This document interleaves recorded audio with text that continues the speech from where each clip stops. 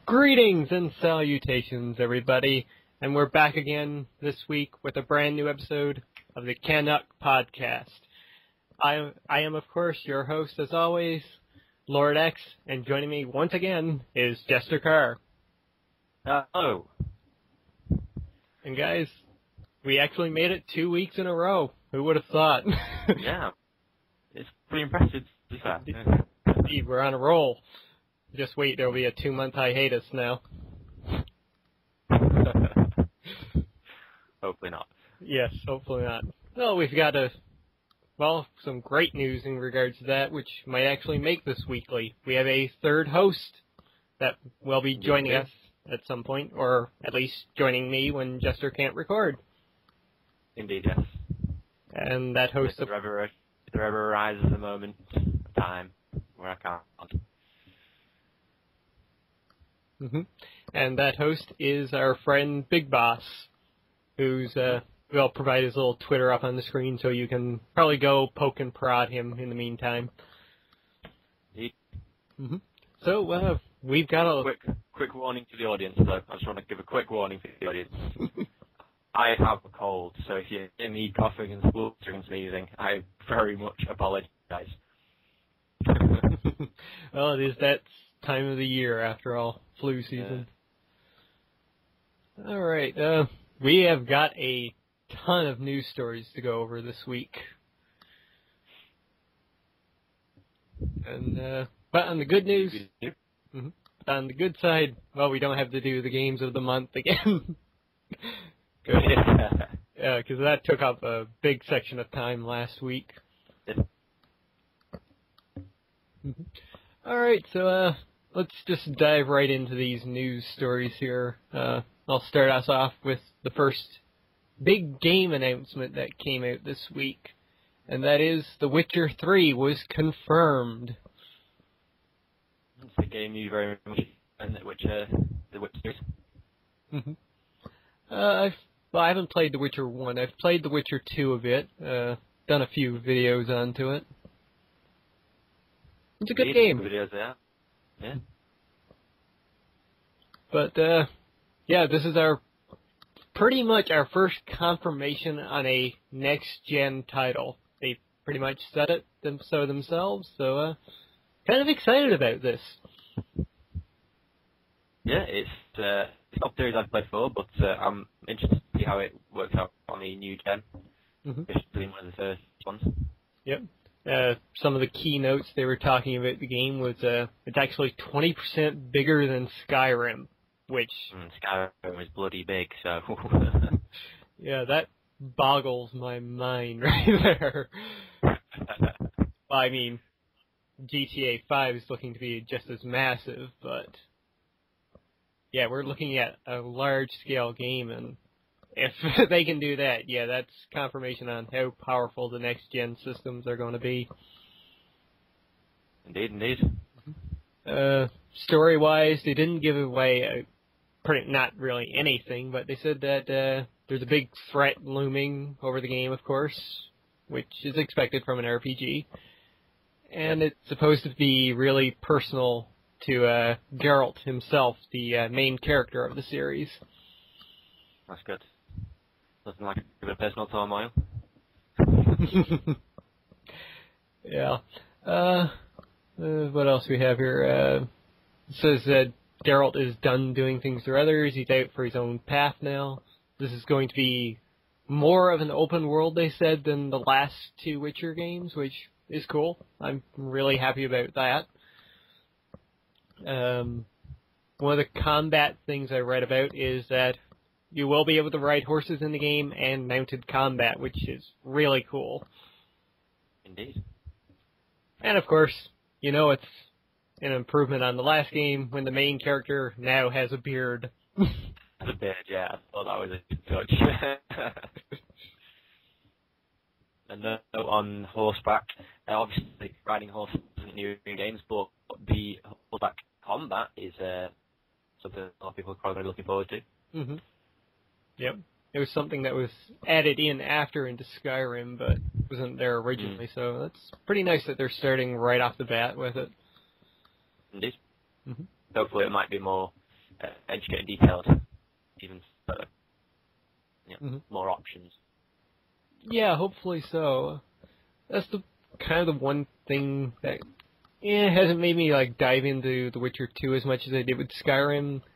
Not a whole lot of character customization in a way. Yeah. But always a bonus. Definitely. But I guess you get a better story sense with a character that's predefined. That's true. True. Yeah, we have that, and I believe you have our next story, Jester? I do. Don't know many of the details, but it has been rumored and since confirmed there will be a new Call of Duty by the end of the year. And a series I'm particularly familiar with, or actually not much of a fan of, but you can't deny with numbers and the fact that it does look like a beautiful game to play anyway. True, yeah. The last one I played was the first Black Ops. I enjoyed the story of it, never really dived into the multiplayer aspect. I think the most experience I have with Call of Duty is the zombie ones. I'm a sucker for zombies, as I last time. Yeah, that was a big reason why I played the first Black Ops. Mainly for the presidential zombie mode. But I don't think there's anything wrong with the Call of Duty series, it's just not my cup of tea. It's a good game. Same here, yeah. They're good at what they do. Yeah. I think almost anybody thought this was obvious that they were going to put out a new one again this year. It's just a matter of where are they going to take the story and what kind of improvements they'll do on the multiplayer. One thing I do hope they do, this is a common complaint for the last few titles, is that the actual story campaign can be quite short. But I suppose for a game that's quite concentrated on its multiplayer capabilities, not much of a surprise. Yeah, hopefully they take a page out of maybe Halo and actually do a good campaign, like a good, decently long campaign for it. But who knows? It's Activision, so they're thinking dollars for most of it. Yeah. Alright, so let's keep going here. Out of the range of game news, we've got some more Marvel movie rumors going around. Some big ones, actually. We do. It's very exciting. It came out this past week that there's rumors going around now that in the Avengers 2, the Hulk could probably be sent into outer space. Which means... We all know what that means. Yes, indeed. It means, for those that don't know, that in Stage 3, or what, Stage 3, am I doing this right now? Or Phase 3, sorry. Lost my words there for a moment. But in Phase 3 now of the Marvel Cinematic Universe, we could be getting a Planet Hulk movie, which has me really excited. Yeah, me too. Me too. Gonna do a Hulk film. Planet Hulk is a good way to go. Indeed, yeah. They've said they're not fond of doing another Hulk movie on Earth because it's really hard to get like the feel of Hulk like it was in the Avengers, but exactly. I mean, we talked about it last week about how they could do a Hulk movie right, and this is actually something I'm not sure if we actually thought of, but something I'm very glad they did. Yeah, we never thought about this last week, and it makes perfect sense to do a Planet Hulk movie. After smashing aliens on Earth, this is the perfect little situation to put Hulk into, because he's now in a situation where he isn't he's still a dominant force, but there's others around him just the same. Yeah. And I actually ended up watching the animated version of Planet Hulk again over the week, and seeing that in live action would be incredible. Yeah, it's very good to make a film now, wouldn't you? We're very much like to see that done. Yep. In live action. It would be John Carter done right, maybe. Yes, John Carter done right, yeah. Very good point. And, of course, with the Planet Hulk movie, there was also the rumors about Avengers 3 coming with the World War Hulk storyline. Indeed. Which means that New York would be screwed yet again. Yet again, yeah. Of course, for those in the know, Planet Hulk would obviously lead to World War Hulk. And, to be honest, in my opinion, a natural progression for the series to go in general. Mm-hmm. It'd be interesting to see how they pull it different from the comics, though, since there are some key characters Marvel kind of can't use in this. That's very true, yeah. Good. So, Silver Surface. Mm-hmm. Well, with him, they can go the animated movie route and use Beta Ray Bill again. Yeah, I mean, that would be the smart way to go, but given that this is the live-action universe string of events, I'm interested to see how they're going to, or even if they're going to introduce Beta Ray Bill ready for that. Yeah. You have to explain why he's quite Thor-esque. Mm-hmm. Well, who knows? We might get a third Thor movie even before Planet Hulk. Maybe, indeed. And of course, with World War Hulk, you've got like involvement from characters like the Fantastic Four, which Marvel can't use, and the X-Men. Yes, indeed. Mm-hmm. But going with our rumors from not rumors, but confirmation last week of a Doctor Strange movie, we do know they're bringing in members of the Illuminati now into the cinematic universe. Indeed. So we might possibly even see Namor, and well, I think we need to see where Professor Xavier and Reed Richards will at least.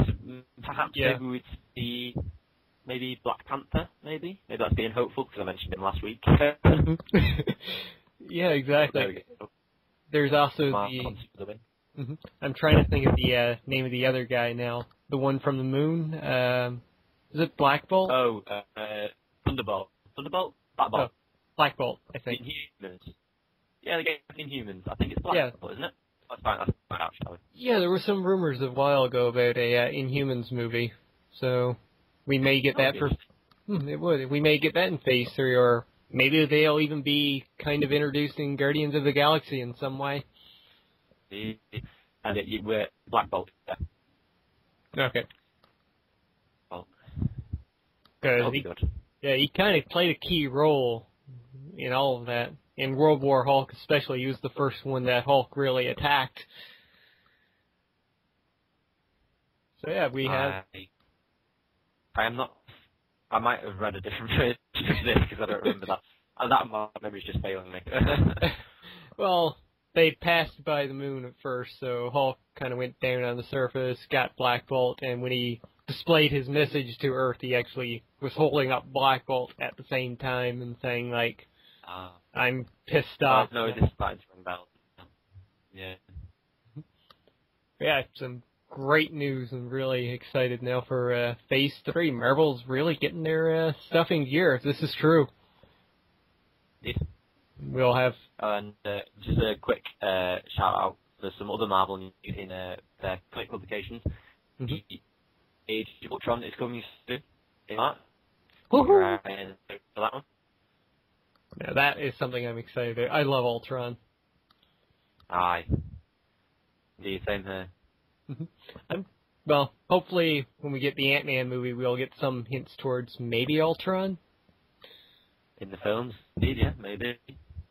Because if there's one...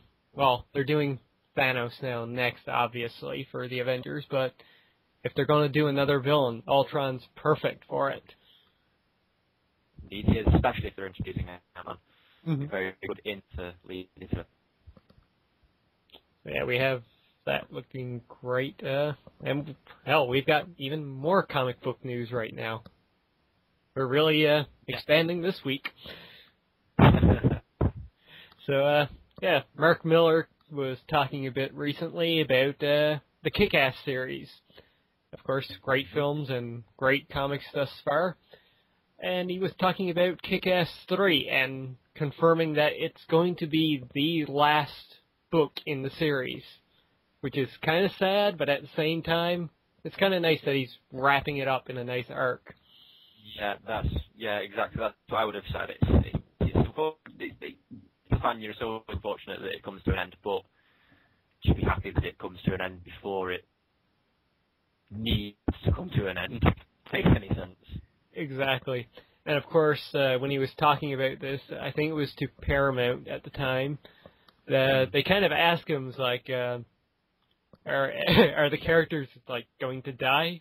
In which Miller, in classic Miller fashion, he responded with, maybe. So, yeah, I'm intrigued, but I would not be surprised if that was just him messing with us, to be honest. Very true. But I can see it happening. I mean, Kick-Ass is set in reality, so it's not like... There's always a possibility.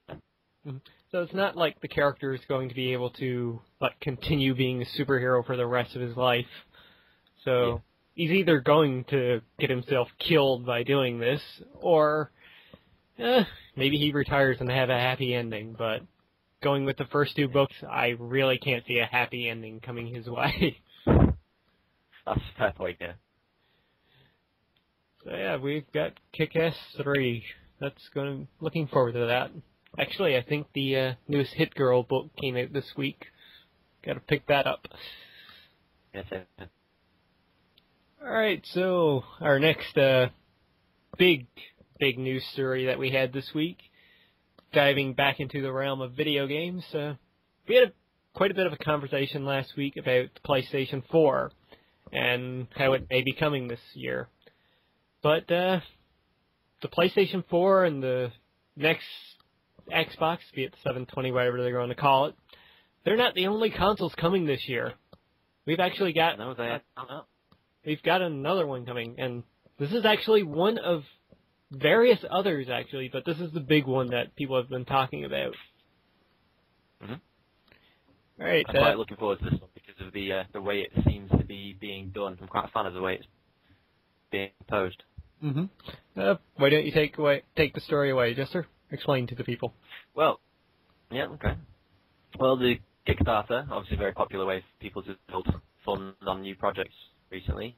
There's been one for a console to be based on the Android software, which is initially this very interesting idea. So obviously there's a lot of power behind it, Android. And the rumours are they're going to be, I'm not sure if it's confirmed or not, Dex will be able to confirm that or not, 200 games in the works for it, including things such as Minecraft and Shadowgun, which everybody loves Minecraft. Mm-hmm. And my particular favourite thing about this is the way it's going. It's being parallel to the way mobile phones work. It's for North America, it's being proposed at a $99 price, and then there's going to be you can upgrade to the newest, and like as if you're upgrading to a new model of phone, which on the surface of it you're thinking, oh, so we're having to pay so much more every time it comes out. But if you think about it, it's the same price as a phone, you're doing it anyway, and it's a lot less than most consoles. Indeed. What you're getting, I think it's a very clever way of doing it. Mm-hmm. Exactly. When I first heard about this, I was kind of tempted to invest in the Kickstarter, but I never did. It's really interesting. Going with the $99 price point each year, not a big fan of that, to be honest, but it's understandable. I mean, you can always sell your older system. Yeah, because I think that's part of why I'm thinking it could be okay, because I'm thinking perhaps they'll do a trade-in or upgrade kind of thing. I don't know if you guys have that over America. You probably do. We do, but yeah. Over here, if you're going to update your phone to the new model, you can get money off by trading in your old one. So perhaps that's going to be an option. Yeah, I can see them doing that, especially at probably some place like GameStop or Best Buy. I know with GameStop in the past, you bring in your old console, you get so much off of the newer one that's coming out. So yeah.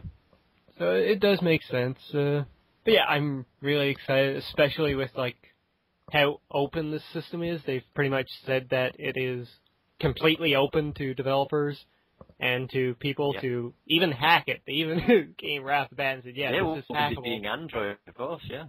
Mm-hmm. So the possibilities that this system can provide are limitless, really. Indeed.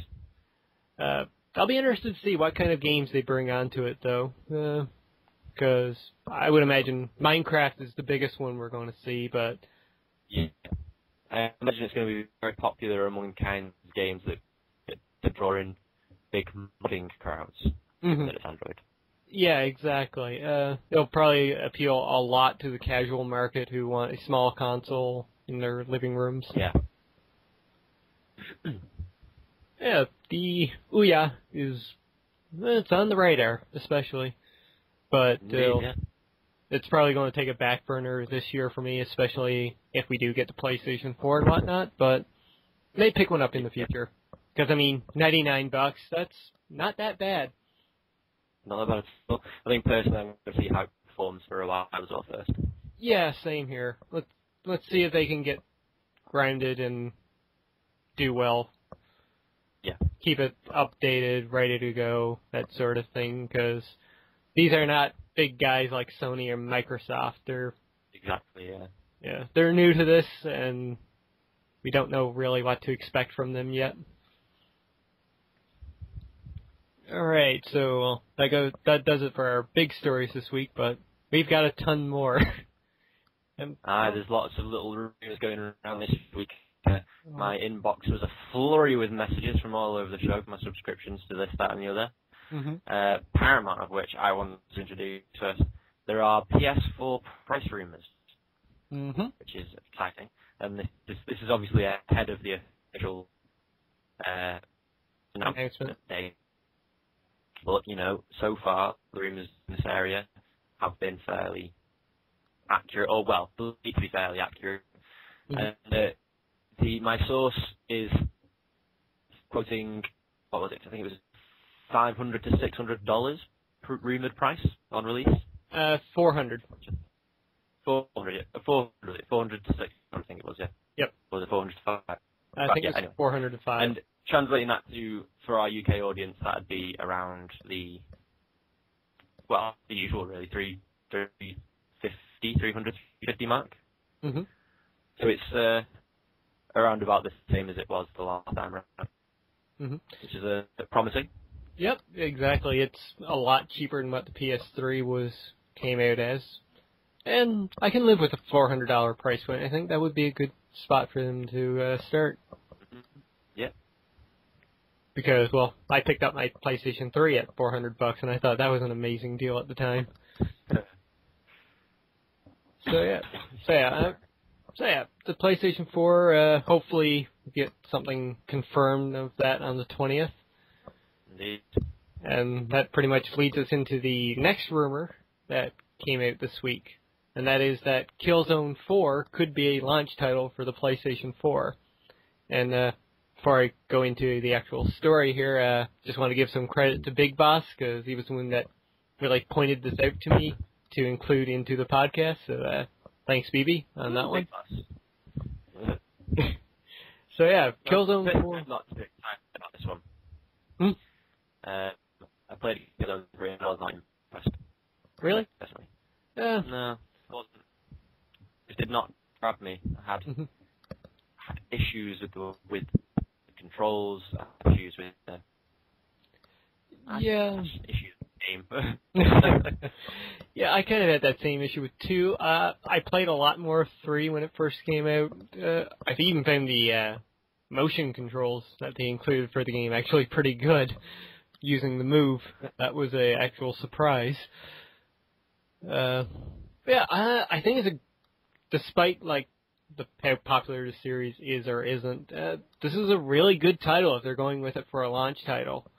Because despite the game, it's going to draw attention. Mm-hmm, exactly. Because despite the gameplay mechanics of Killzone, the games look absolutely beautiful. And if there's one game that could show off the capabilities of the PlayStation 4, it really is Killzone. Yeah. And next to that, I would say Uncharted would probably be the best one to bring it in here. That one I would be excited about. Well, of course, Killzone 4 isn't the only next-gen game that's been rumored for this past week. along with that, we've got some more more rumors about Final Fantasy Versus 13, a game that I have been waiting for so much. And goddamn Square Enix for keeping their mouth shut for so long now. And that's that. Final Fantasy Versus 13 could be shifting to next gen for 2014. The revelation of which could very well explain why they've been so silent for a while. Mm-hmm.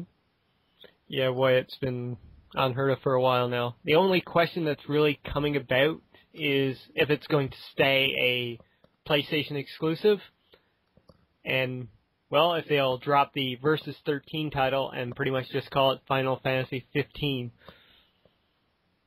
Yeah. Unfortunately, I can't wait on that one. I've not done much with Final Fantasy 9, personally. Yeah, same here, but, well, I liked 10 and 12. 13 can go die. 11, never played it because of the online structure. 14, kind of interested into it. Might check it out when it drops. But, I would like them to call this Final Fantasy 15. Make it a PlayStation exclusive. It would do wonders for Sony, really. Yeah. And the look, what they showed off the game in the past, it does look really good, really well done. It's supposed to be open world, so we might get something similar to maybe, I think there were rumors saying kind of like Skyrim in the open world ability. But, yeah. So, So, yeah, or Skyrim or Xenoblade Chronicles, I think they were referencing. But if they do that, and with the capabilities of what's coming in next gen, like we talked about with The Witcher 3, they could do a massively open world for that. Yeah. Especially excited for that one. Alright, you want to take our next movie news? Oh, now this is something I'm in two minds about. Disney have confirmed that there will be standalone Star Wars movies, kind of like spin-offs. Mm-hmm. Now, I'm excited about this because it's a chance to explore characters that we all know and love in their own stories. But there are certain proposals that I'm not 100% on. There's a particular rumour that we're seeing a Yoda spin-off. Now, don't get me wrong, Yoda's a fantastic character. I would love to see a film centered around him. My only issue is that he's that style of character where he's supposed to have some mystery in his origin. He's a wise, fabled man's kind of character, and I feel that if the film they decide to go with an origin story, which seems to be the rumours, then we're seeing a young Yoda growing up, and I think that will take away from the movie of who the character really is. Yeah. In the series.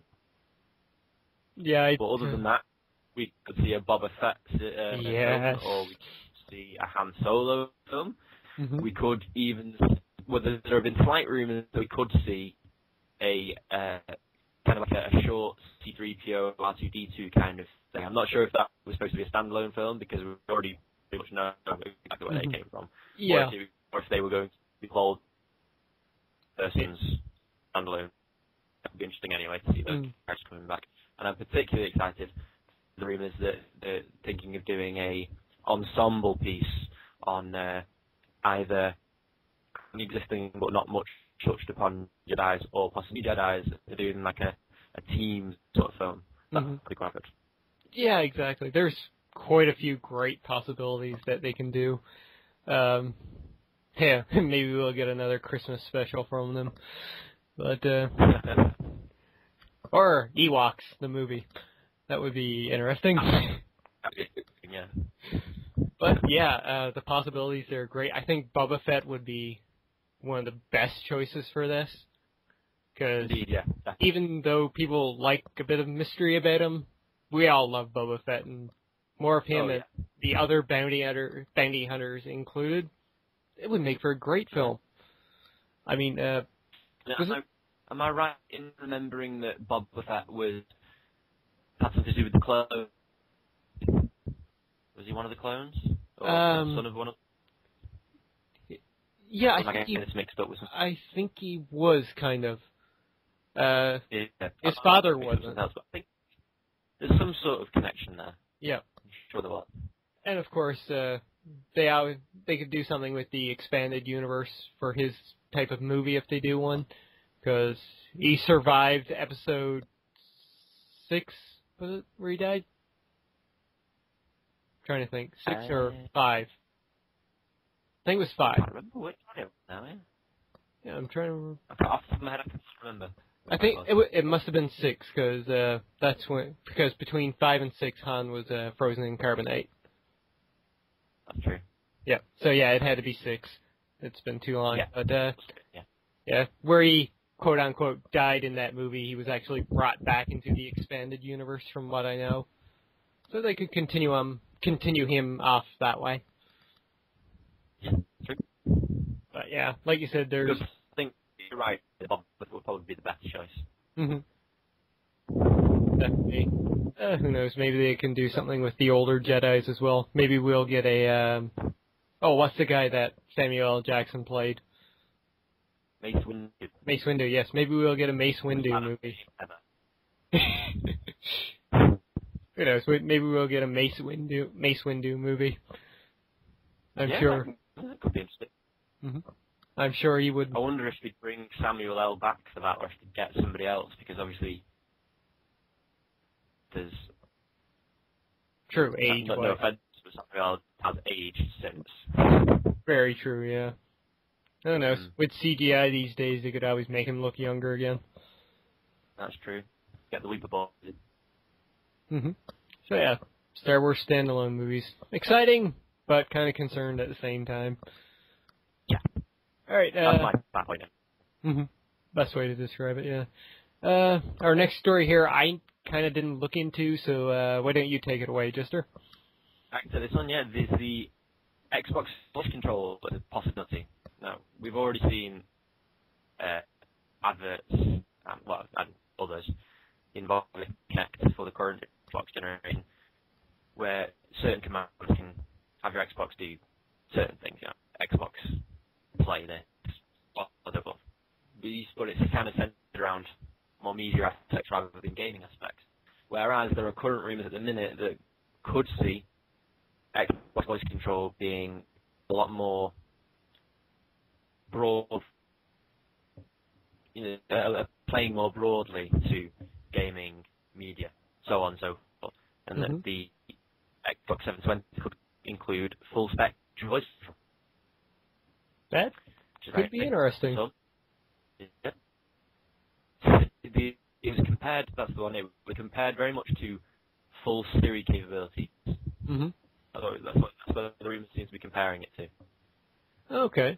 I mean, I'm not a big fan of motion controls in any way with the Kinect, but the voice control was always interesting to me. Thought it was kind of cool. Yeah. Kind of harken back to. Which motion control? What was that again? Motion control. I'm with you on the motion control. Motion control seems to be a video game, in my opinion. Way to exercise. If I wanted to play tennis and actually stand on the TV screen and swing my arms around and play tennis, I'd just go out.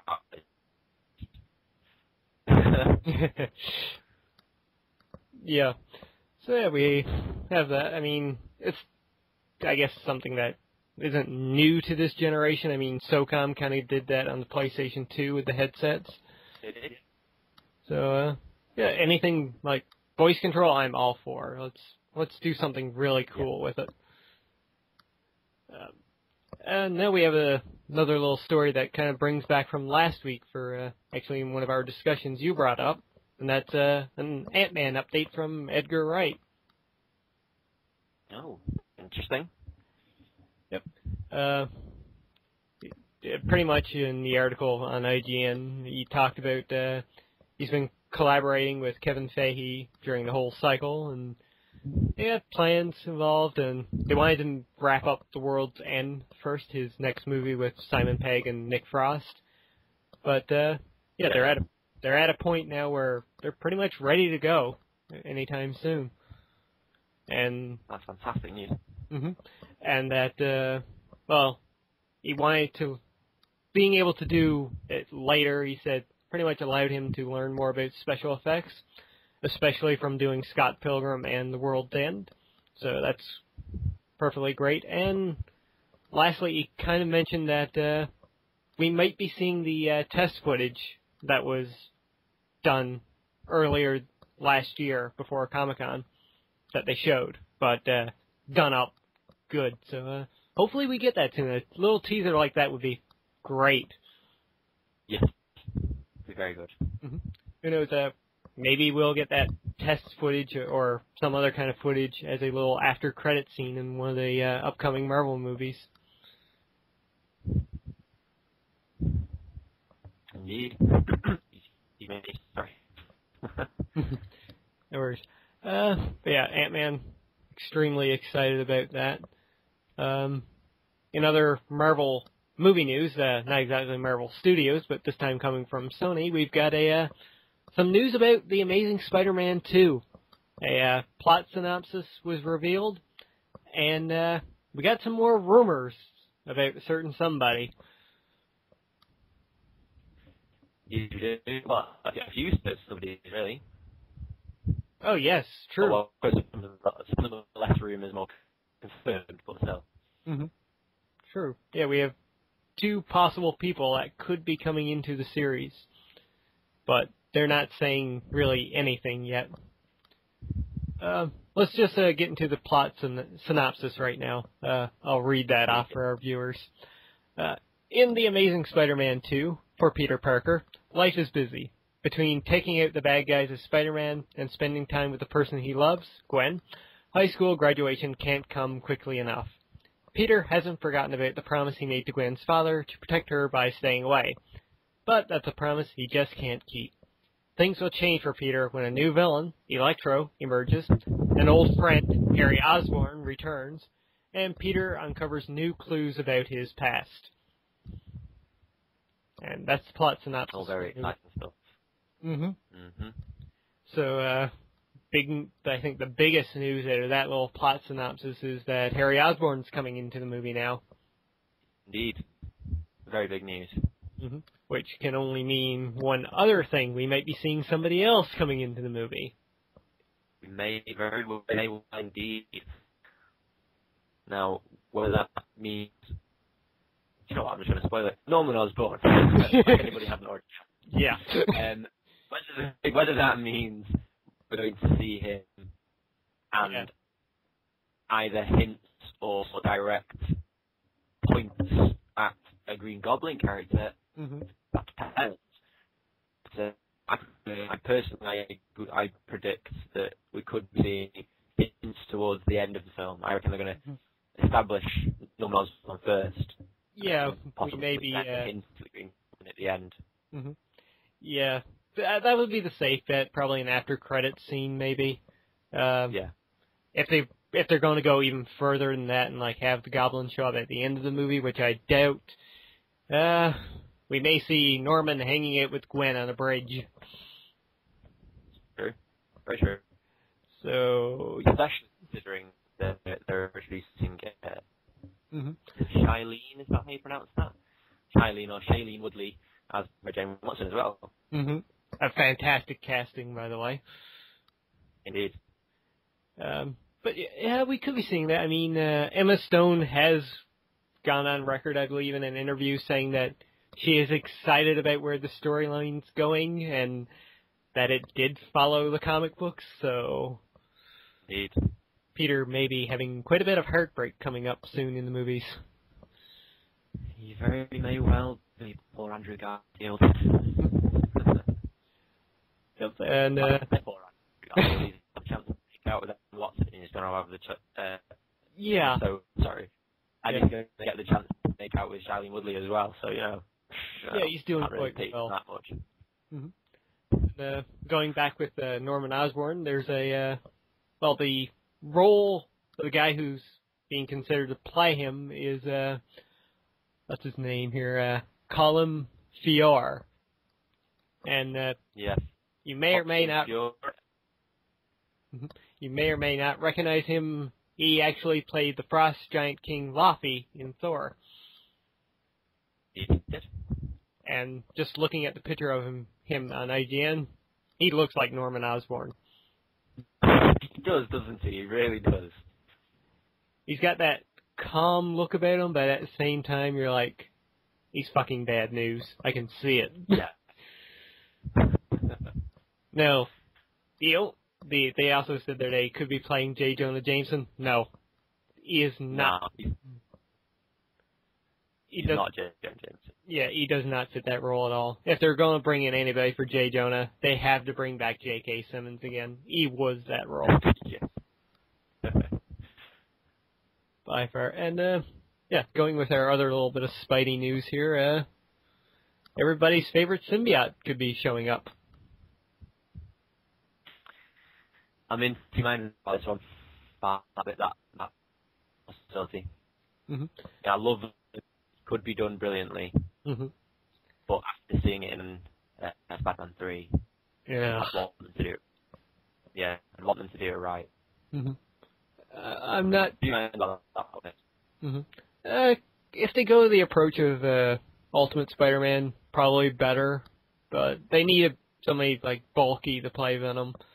Not another skinny dude from that 70s show. But, yes, there wasn't any confirmation about it. All that was shown was Mark Webb, the director of the movie. He actually tweeted a photo of a wall of lockers, more specifically a locker titled 14, which, for those of you who don't know, in the Ultimate Spider-Man comics, this is the locker that the Venom suit was discovered in by Peter and Brock. So, who knows? That's a pretty hefty hint. Mm-hmm. So yeah, we could be getting that. The downside of this little rumor that came in was that some people saying that we could see Harry Osborn as Venom, which, no. I think that's what they tried in the new Ultimate Spider-Man animated show, which is god-awful anyway, so... Yeah, I can't see Harry Osborn as Venom. No, it doesn't make sense. Mm-hmm. I can't see that. Yeah, me I don't want to see that anyway. Mm-hmm. Same. I want Eddie Brock as Venom. I want big, terrifying Venom.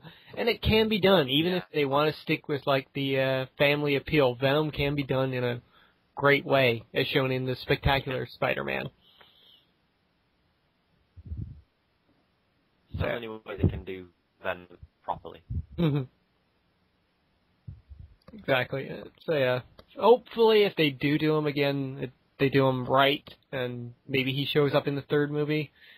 This could also lead into, like, maybe he does show up in this movie and they spin it off into a standalone Venom movie that was, like, rumored for the longest time. That could be interesting to see, yeah. That movie could probably... I wonder what a Venom film would that entail. I'm intrigued by that idea. Yeah, it would probably end up being something like Punisher-esque, where he's an anti-hero, maybe. Maybe, yeah. Unfortunately, we're probably still a ways off from getting Carnage into a Spider-Man movie. Yeah, probably.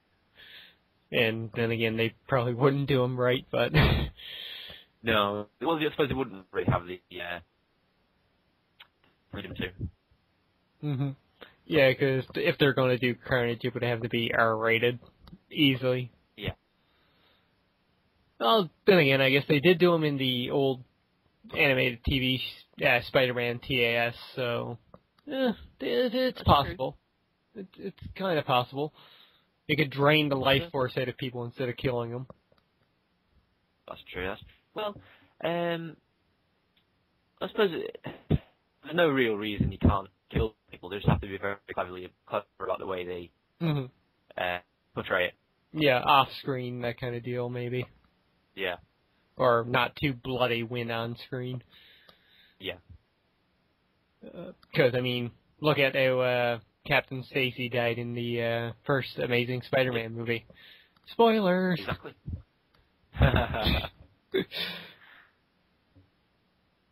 Because, I mean, he got impaled, wasn't it?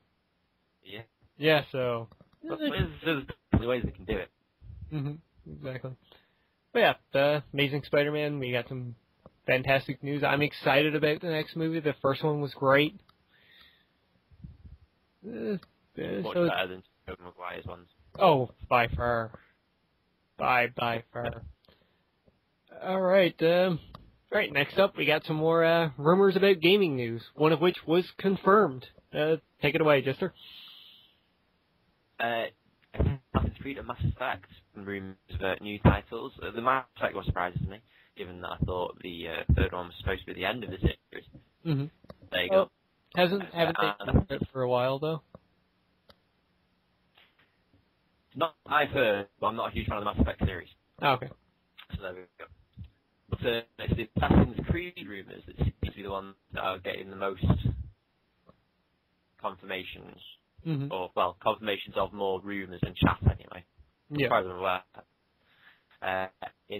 We could be seeing it before the end of the year, even. Yeah, that really surprises me after what they said. Yeah, after Assassin's Creed 3, they were like, yeah, we're going to, like, pause for a little while and develop it, but another one right away? It's kind of interesting. The preface seems to be that it's going to be a new character and a new main character as well.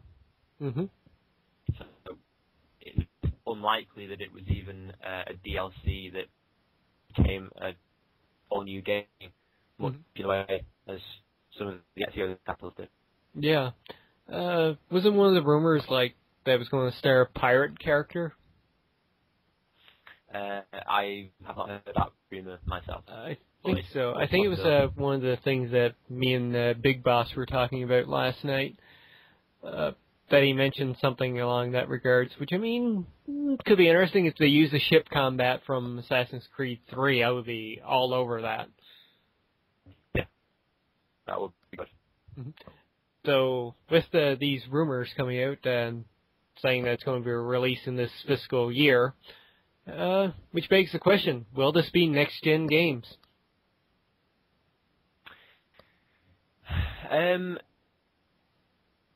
Given that they want to release it at the end of the year, maybe not. Either way, really, I suppose. It could be a hint at it being a new gen title, yeah. We'll probably, kind of like between the PlayStation 2 and PlayStation 3 cycle, we might see it on both platforms. Yeah. Which, that would not surprise me at all. No, it wouldn't surprise me at all, either. And now we go into some really, really disappointing news, especially for Wii U owners. Last week when we did our Games of the Month, one of those games was Rayman Legends that was supposed to be coming out later this month. Now this little news story has caused a lot of people to kick up fuss. And that's Rayman Legends has been delayed until September. And it's also now coming to the PlayStation 3 and the 360. From what I was reading, there's no big reason why it's being delayed. They're not polishing up the game or anything like that. The Wii U version was apparently done. The reason that they're delaying this is so that it can simultaneously launch on all three systems at once. Well, that makes some sort of monetary sense, I suppose. It is unfortunate that it's been delayed full stop. I don't even own a Wii U, and even I'm kind of pissed about this, because, I mean, Rayman Legends was like one of those games that was coming out recently soon for the Wii U, which really doesn't have any big titles coming out right now. I mean, just to be delayed so it can launch alongside the other systems and to be delayed until September, that's a massive gap. It's very true. And, excuse me. No worries. From what I was reading about some people is that even the developers here are kind of like annoyed by this, because their game was ready to go and they were ready like to move on to other projects, but now they're kind of stuck in limbo because this is being held back. Like, it would be a good place for a company to be. Mm-hmm. I mean, if Ubisoft was smart, they probably could have made this a timed exclusive for the Wii U. Which I don't see any problem with them doing that. Yeah, now you've said it, that's the fair thing. It does strike me as odd that they wouldn't do that, yeah. Because, I mean, even if they're saying, like, oh, we want to launch it on all three systems, does that mean that they're not confident in the Wii U anymore? Perhaps. Maybe, yeah. Well, the chap does seem to be that it's underperforming anyway, so... Mm-hmm. It really boggles my mind they would actually do something like this. I mean, if they launch it on the Wii U now, they probably have people buying it on the Wii U right now, and then in September, if those same people who own a PS3 and 360, they'd probably pick it up again for that system. Yeah. So, what Ubisoft is thinking right there is, I don't know, out of left field. It really surprises me. There's an argument of whether it's either shameless money grubbing or perhaps, in a way, clever marketing. If they release it on all platforms at once. Like, say if they were to release it early on the Wii U, people who don't own the Wii U have a chance to play it on a Wii U that their friend has, perhaps. And then when it does suddenly come out on their console, them all at the same time, there's not that layover period where somebody could be convinced into not buying it after all. They'd just pick up off the shelf they would nearly game straight off, try it themselves. True, yeah. Though delaying it until September, probably not the best move for them to do, because we all know what's coming out in September. We do? Yeah. Grand Theft Auto 5. Oh, of course, yeah. That one was, sorry, that got delayed as well. Of course it did. So, for a series that was kind of overlooked with Rayman Origins, now they're delaying it so that it can release the same month as GTA 5, a game that is going to sell out regardless of, like, any kind of marketing. Yeah. That's probably not the best business decision by Ubisoft right there. Yeah. Excuse me. With that in mind, yeah, it's a very good point. That is quite a bad idea. Yeah. It's like Killzone Mercenaries, a game that looks fantastic for the Vita. That's dropping the exact same day as GTA 5 now. I'm sorry, but any game releasing in the month of September, they're screwed against GTA 5. It pales in comparison, yeah. For a game that people have been waiting, almost 6 years now? Or no, 4 or 5 years since Grand Theft Auto 4 came out. Yeah, I wouldn't say a little bit longer than that. I mean, I'd say 5. Be set at 5, yeah, 5 years. So yeah, people are excited for GTA. It's something new, something exciting. So yeah, I think releasing Rayman Origins Rayman Legends that same month is a very poor decision. Especially if we're getting new consoles coming too around October and November. Even worse, if they release it now, they could actually make some kind of profit on it. That's true, yeah. Definitely. Alright then, so going with the trend of very bad news and horrible rumors, we've got one more piece of movie news, and that's about the Justice League movie. Oh, I know what the bad news is. I know. Well then. It has to compete with Avengers. That's always bad news. True, yeah, already announcing for 2015 was a horrible idea. But they're now saying that Warner Brothers is scrapping the current Justice League movie script because it was just flat out terrible. Unfortunate. Yeah, a little bit. Which, I mean, Warner Brothers, they have a lot to catch up on if they want to compete with Marvel now in the movie atmosphere. Yeah. And for a Justice League movie, they're going to have to reboot Batman for one thing. They got to pray that Man of Steel does well this summer, which I'm sure it will. It does look more promising than the last attempt. Yep, and it has Nolan's name attached to it, so people are like, ooh, Nolan, he did Batman. Let's see what he did here. Yeah. So there's high hopes for Man of Steel, especially, but, oh man, they have a lot of work cut out for them for a Justice League movie. They do. They have a lot of work. Mm-hmm. And to do it humorously, I can't see DC going that route, really. Like, Marvel... Oh, yeah, I can't see them doing that now.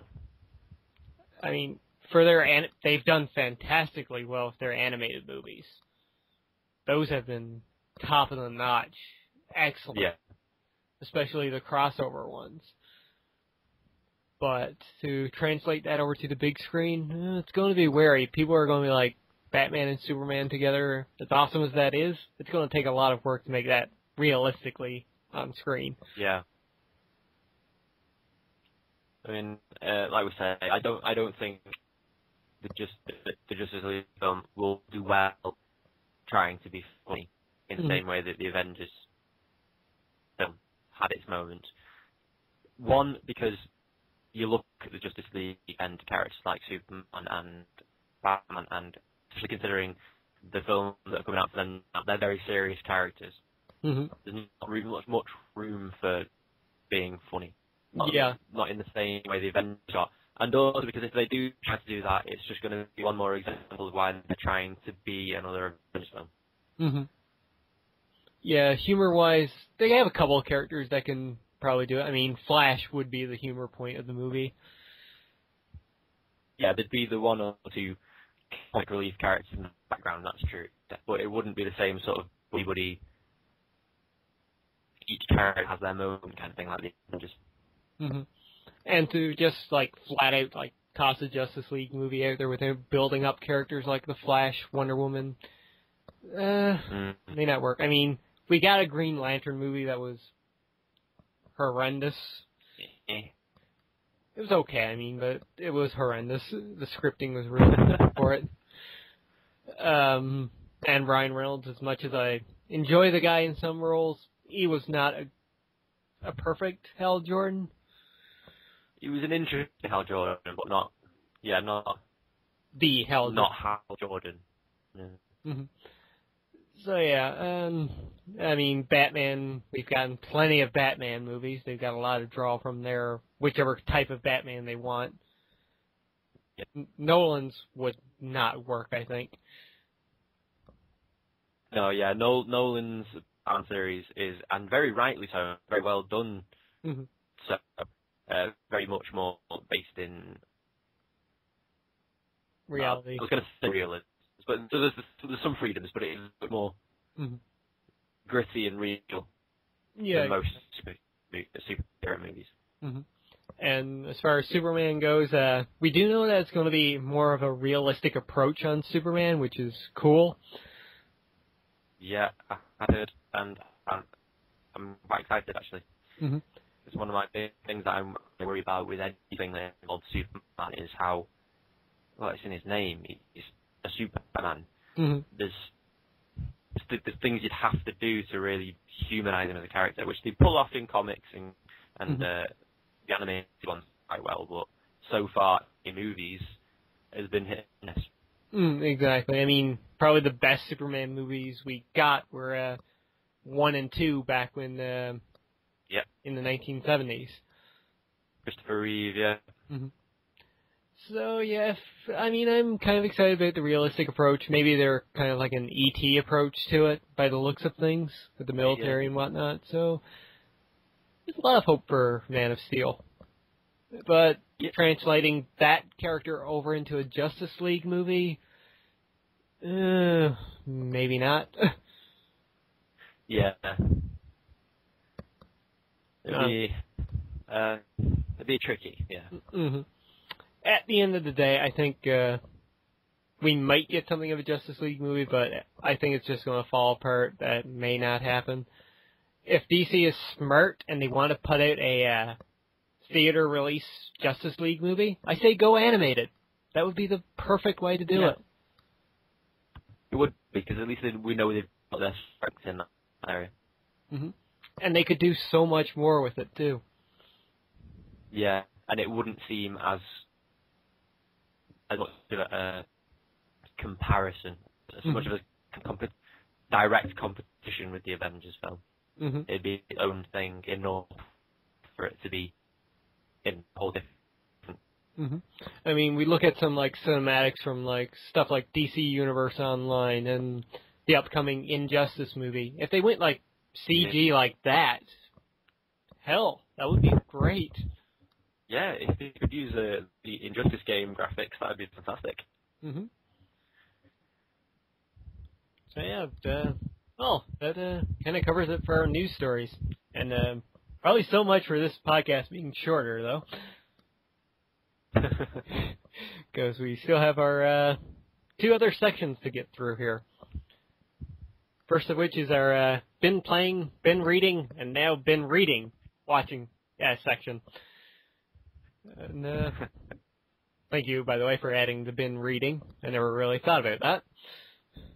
Oh, well, it's something I've decided I would like to talk about because I don't know if you've heard of this, but our audience may have heard of the 50 in 52 hashtag that's going around on Twitter and, well, everywhere else, really.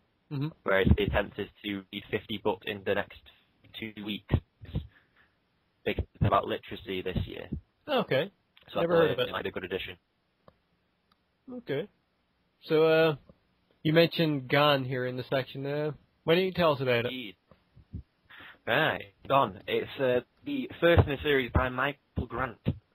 And I was got this book by a friend who said it was fantastic.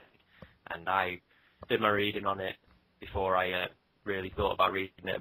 You know, it's written for the younger to mid-teenage kind of audience, which initially made me think, well, maybe it could be good. And it's plugged in as a Lord of the Flies meets Heroes, which are two very interesting stories in themselves. And with it being superpowers, I thought a bit out of it, and I was very impressed.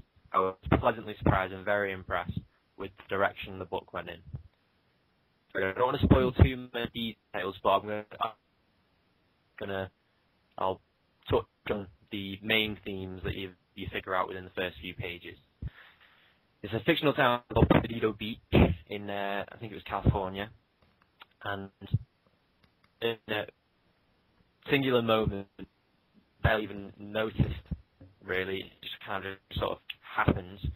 Everyone 15 and over vanishes.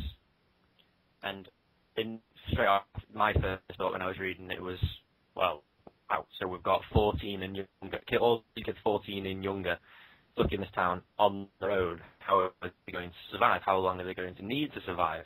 Mm-hmm. I mean, all these kinds of thoughts happened to me, at least, way before I even tried to figure out, before I even thought, well, how did this happen? And it breeds a fantastic sort of commentary on how people survive in that situation, especially young people.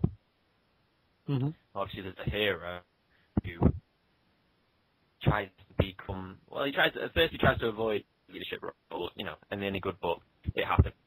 Mm-hmm.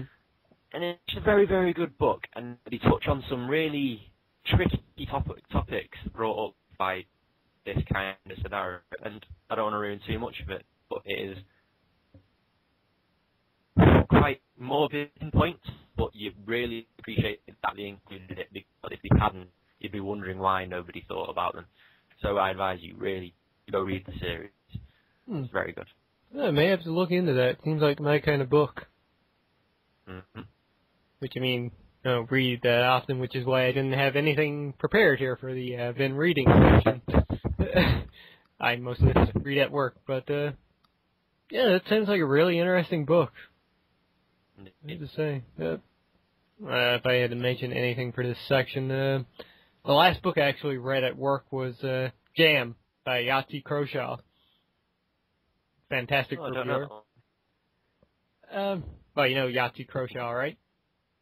Zero punctuation. Nope. Okay, well. Don't ring a bell. All right. Well, he's actually a British reviewer who lives in Australia.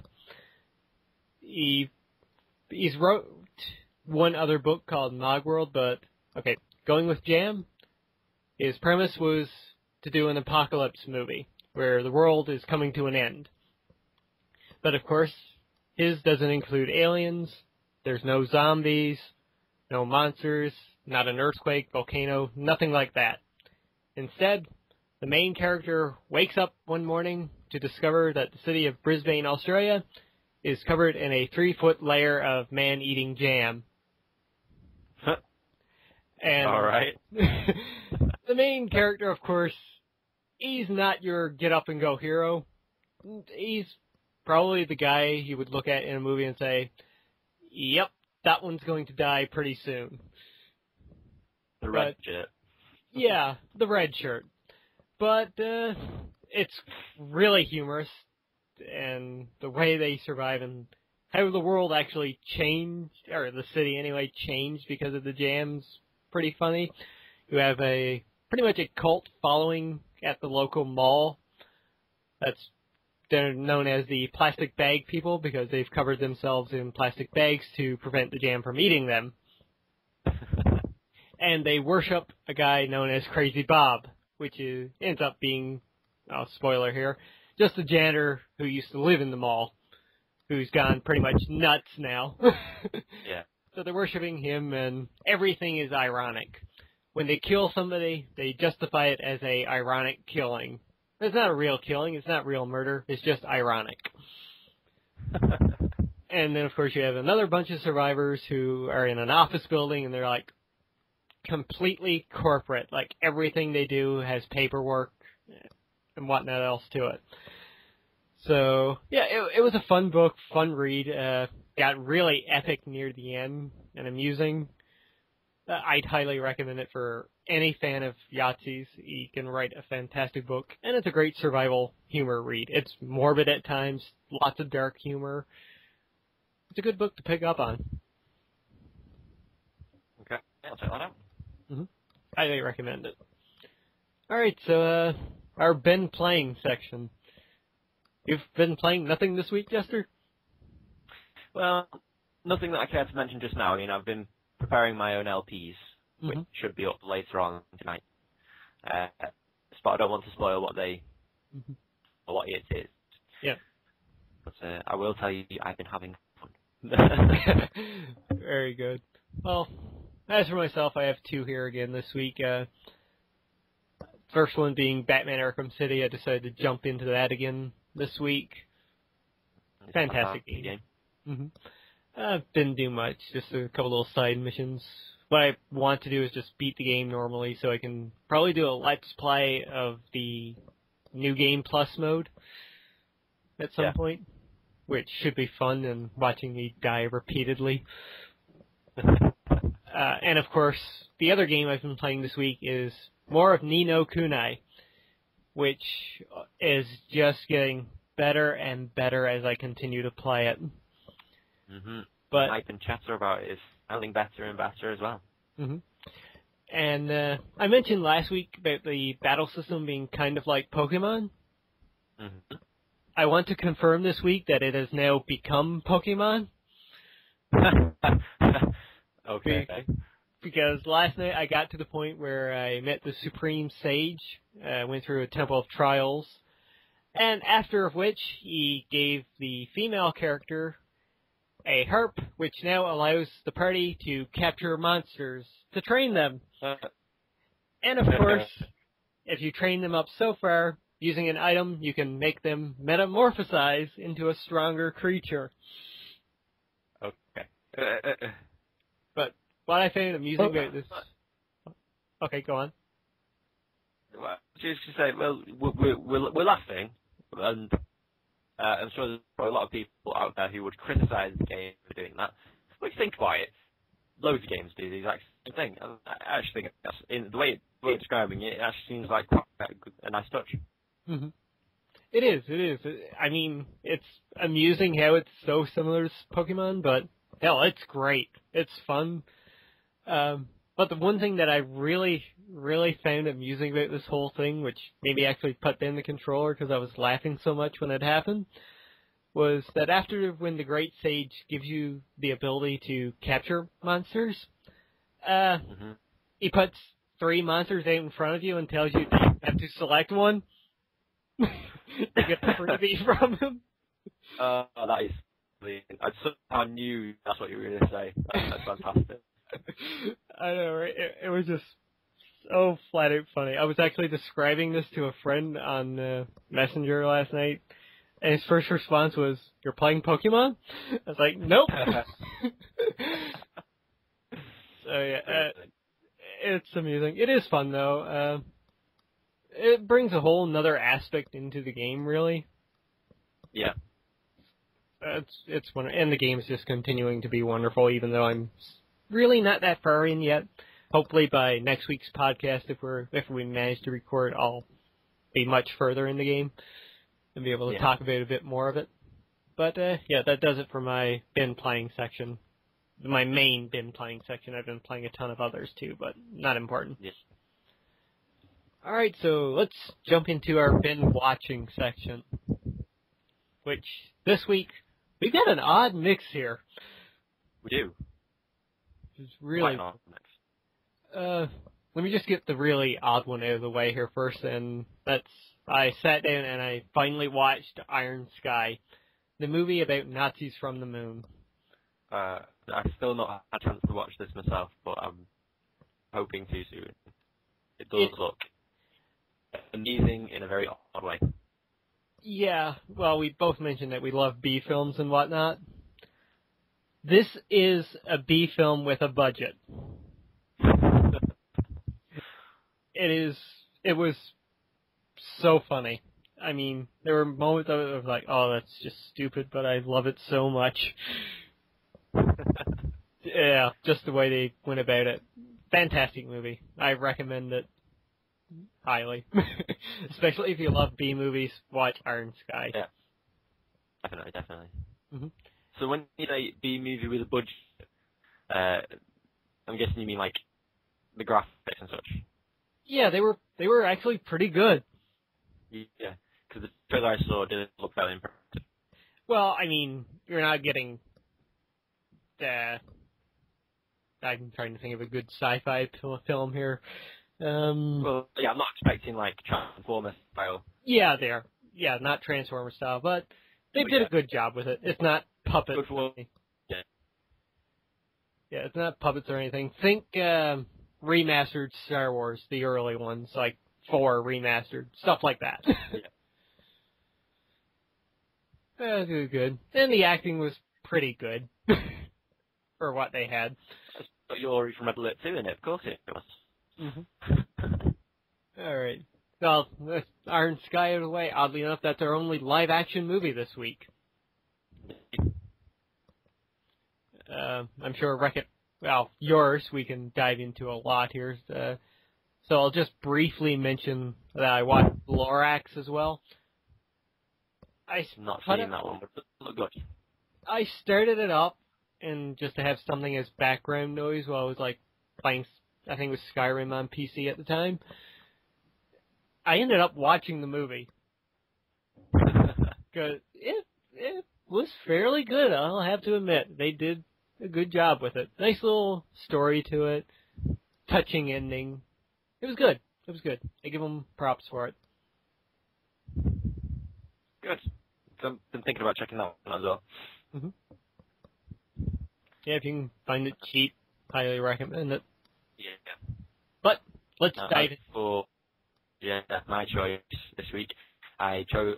We're going to talk about this because we were in last week. I was going to go see this today, I see earlier. Wreck-It Ralph. Now, having seen all the trailers and hype, and I knew it was going to be a good film. I didn't realise how good it was going to be. I was actually really impressed. Mm-hmm.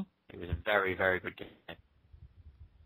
Yeah, I have to say, like, it's a movie for any gamer out there, and non-gamer alike. Indeed. It touches on arcade games, classic arcade games, but it also touches on newer arcade games, which is the underlying theme of the film, which is brilliant. But it was the actual story of the film was quite far from that, even so, and it was just very cleverly done. There's some moments that were genuinely touching. I actually threatened to well up right there in the cinema for a couple of, which I'm ashamed, but not too ashamed to admit. There were some really good moments in it. Yeah, and especially with all the little Easter eggs they put into it of various video games. Yeah, they were fantastic. So much that was just referred to, and you just could not help but laugh out loud at the little bugs and everything. Yeah. The one I think that really springs in my mind is the Konami code when they introduced that in the movie. Yeah. Not really flat out explained or anything like that. It just happened so naturally. Yeah. And I was trying to think, like, when I saw it in theater, there wasn't many people there at the time, which thank God there wasn't, because my reaction to that was, I was so happy to see that. Yeah. Thing I Me and my friend could not stop laughing for a good 5 minutes when we saw that. It was just, there were people sitting next to me, like, I glanced at us, and we were just laughing to ourselves at this in-joke almost that we had. It was brilliant. Yeah, it's definitely an in-joke for gamers. Yeah, definitely. Especially any old-school gamers. And they did some great things with cameos in the movie, too. I mean, Sonic was there. Pac-Man? Yes, Pac-Man. It was great. One of the early scenes in the movie where the villain's sitting around in the... So many names. Yeah.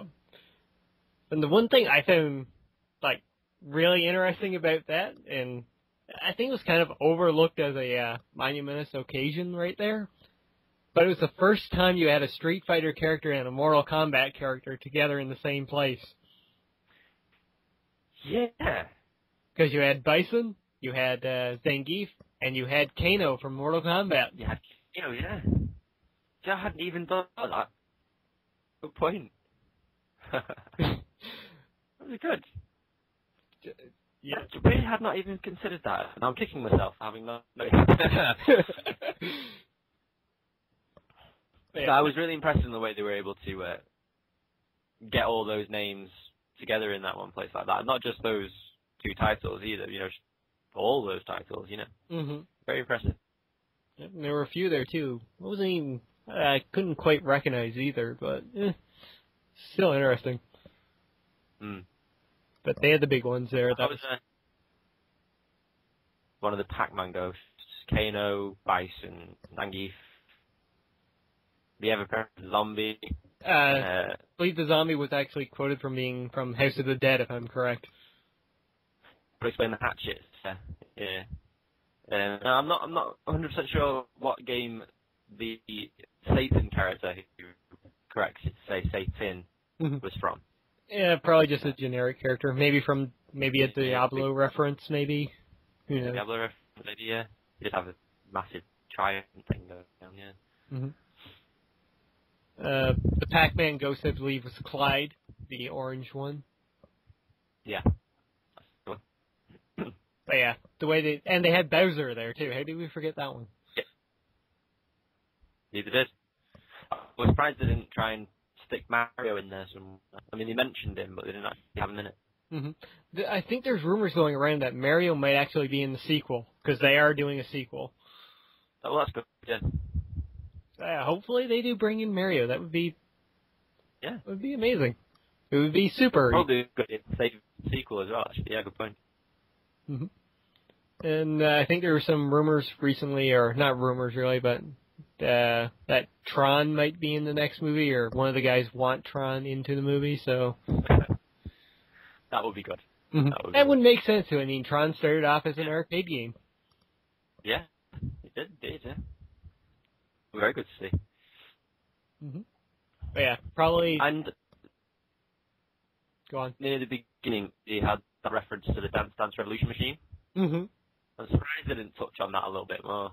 I felt like the report could have included just a little bit more. So. Mm-hmm. Yeah, that was kind of surprising that they didn't do that. Yeah. Oh well, they did cram in a lot of stuff in a really good way. Yeah.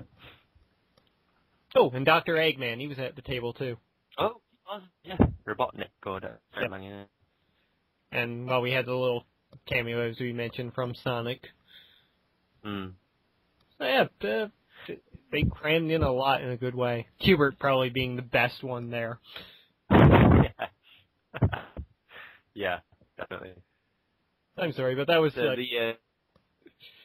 ahead. Yeah, it was it was so great to see Hubert and so sad at the same time. Yeah. Poor little Hubert.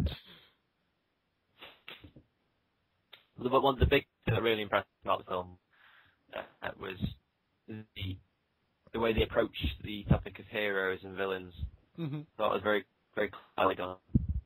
Yeah, it was really good. It'll be interesting. It was a good way of the two sides of the coin kind of thing. Mm-hmm.